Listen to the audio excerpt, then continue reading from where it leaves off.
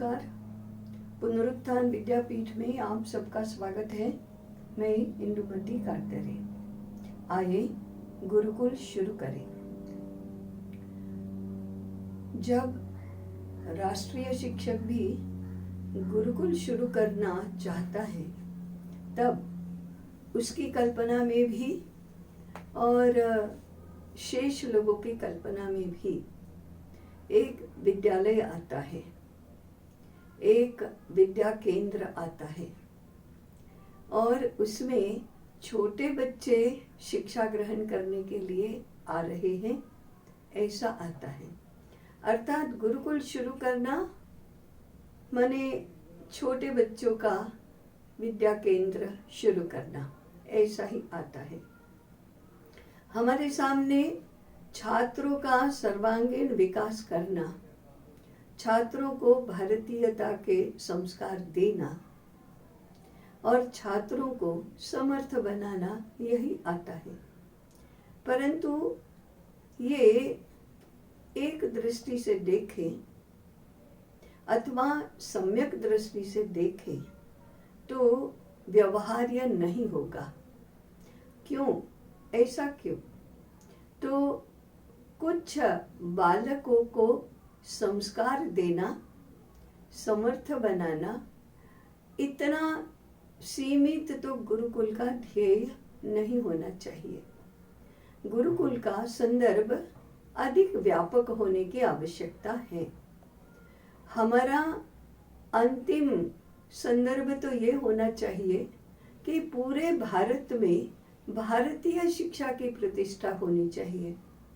अब अगर हम छोटे बच्चों से शुरुआत करेंगे, 2-4 ऐसे गुरुकुल चलाएंगे, उन गुरुकुलों में 100-200 छात्रों को शिक्षा देंगे, तो उससे पूरे भारत के शिक्षा क्षेत्र में परिवर्तन आने की कोई संभावना नहीं है। आज देश में अनेक प्रकार के प्रयास तो ऐसे चल ही रहे हैं, परंतु उनका प्रभाव तो नहीं हो रहा है। इसलिए गुरुकुल शुरू करने वाले शिक्षक ने अथवा शिक्षकों ने अपना संदर्भ व्यापक, अखिल भारतीय स्तर तक का व्यापक ऐसा बनाना चाहिए। 1-2 पीढ़ियों का भी संदर्भ रखना चाहिए। इतने व्यापक और दीर्घकालीन संदर्भ के साथ यदि हम विचार करेंगे तो एक बात स्पष्ट होगी कि मन में आया, थोड़ी बहुत तैयारी की और गुरुकुल शुरू कर दिया, ऐसा तो नहीं होगा। इसलिए कम से कम 2-3 वर्षों तक कम से कम 5-7 शिक्षकों ने मिलकर भारतीय शिक्षा देने वाला गुरुकुल कैसा होगा, कैसा चलेगा, इसका चिंतन अध्ययन करना चाहिए। ऐसा अध्ययन किए बिना गुरुकुल शुरू करने से गुरुकुल अपने लक्ष्य को प्राप्त नहीं कर सकेगा। दूसरा, गुरुकुल शुरू करते हैं छोटे बच्चों से और फिर वे 10 वर्ष के, 12 वर्ष के, अधिक से अधिक 14 वर्ष के होने तक गुरुकुल में पढ़ते हैं और बाद में प्रश्न निर्माण होते हैं।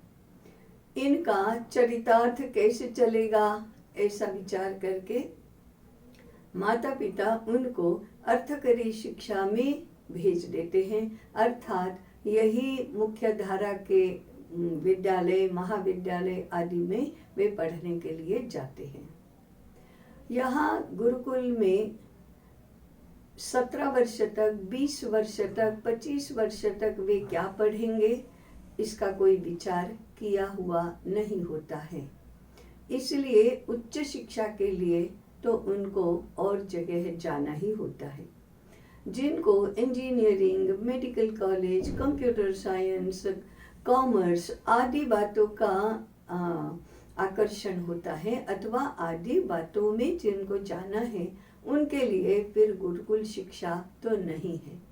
इसका अर्थ है कि आज भी गुरुकुल कहते हमारे मन में छोटे बच्चों की शिक्षा छोटे बच्चों की संस्कारों की शिक्षा यही कल्पना में आता है।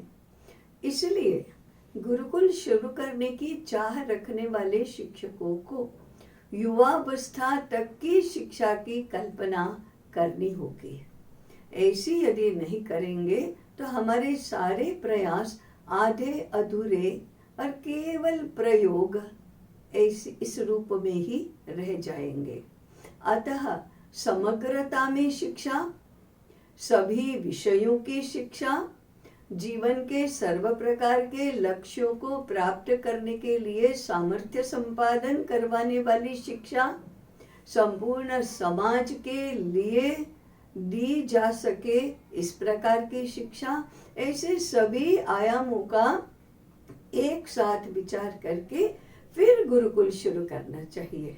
प्रत्यक्ष में गुरुकुल 10-12 छात्रों का भी हो सकता है प्रारंभ में, प्रत्यक्ष गुरुकुल छोटे बच्चों का भी हो सकता है, परंतु उसके पहले समग्रता में गुरुकुल की कल्पना कर लेना और बाद में इस समग्रता के एक अंश के रूप में, एक अंग के रूप में छोटे स्तर पर प्रारंभ करना, इस प्रकार की कार्य योजना, इस प्रकार की रणनीति मन में रखकर, मस्तिष्क में रखकर फिर गुरुकुल का प्रारंभ करना चाहिए।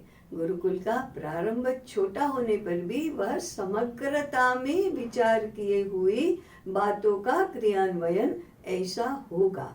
तो शिक्षकों को चाहिए कि इस प्रकार की वे कल्पना करें, इसके लिए अध्ययन करें, अनेक बातों की स्पष्टता कर ले और बाद में गुरुकुल शुरू करें। अभी आज इतना ही।